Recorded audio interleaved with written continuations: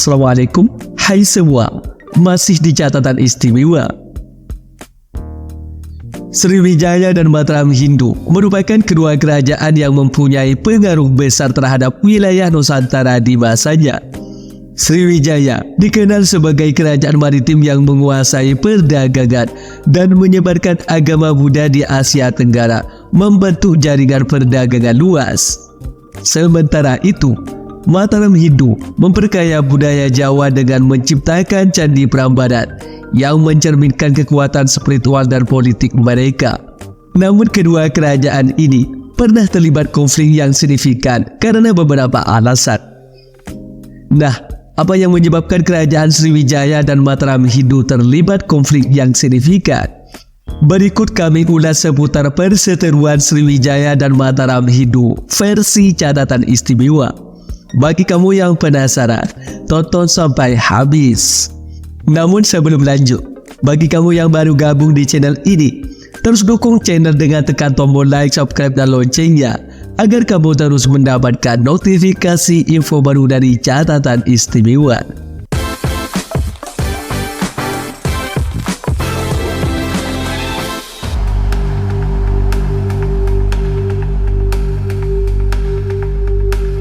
Pada abad 7 hingga abad 9 Masehi, Sriwijaya mencapai puncak kejayaannya di bawah pemerintahan Raja Balaputra Dewa.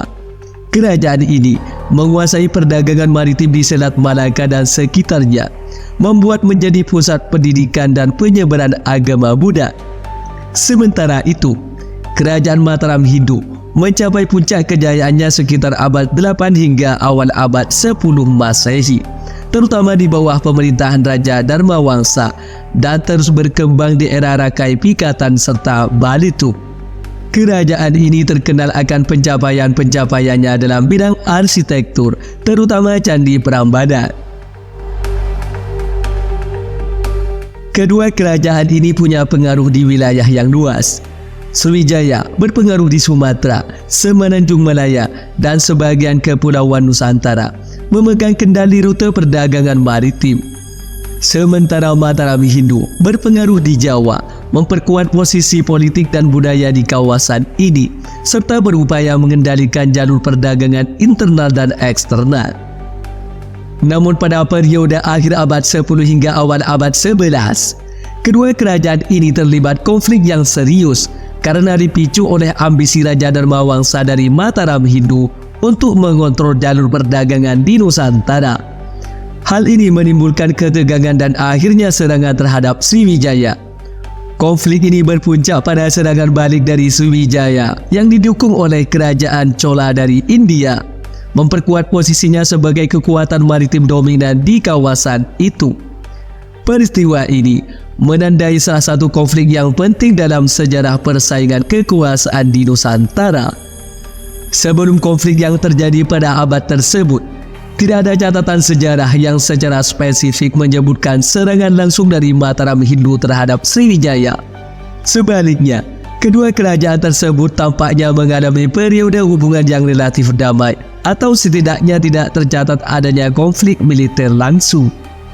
Namun ambisi Mataram Hindu di bawah kepemimpinan Raja Dharmawangsa untuk menguasai jalur perdagangan, timbul perpecahan dan perselisihan baru.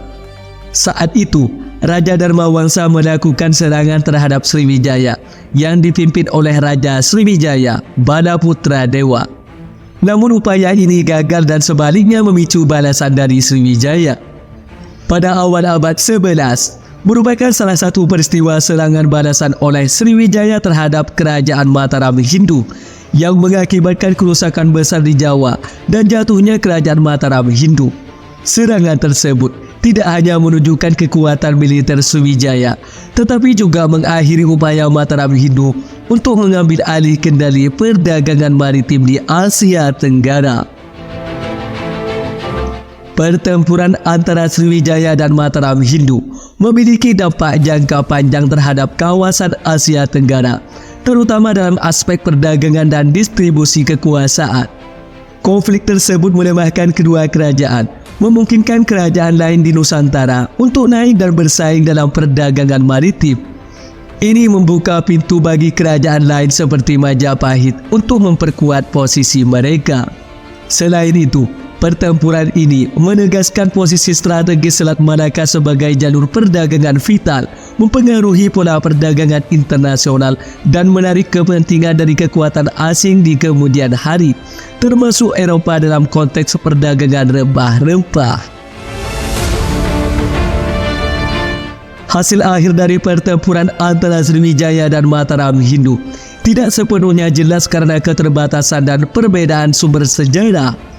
Namun diperkirakan bahwa Sriwijaya berhasil mempertahankan kedaulatannya dari serangan Mataram Hindu dan melanjutkan dominasinya di kawasan maritim Asia Tenggara. Pertempuran ini, meskipun tidak mengakhiri kekuasaan salah satu pihak secara langsung, melemahkan kedua kerajaan, terutama Mataram Hindu yang kemudian mengalami kemunduran. Kejadian ini juga membuka jalur bagi kerajaan-kerajaan lain di Nusantara untuk bangkit dan mendapatkan pengaruh, termasuk Majapahit yang akhirnya mengemuka sebagai kekuatan dominan di kawasan tersebut pada abad 14.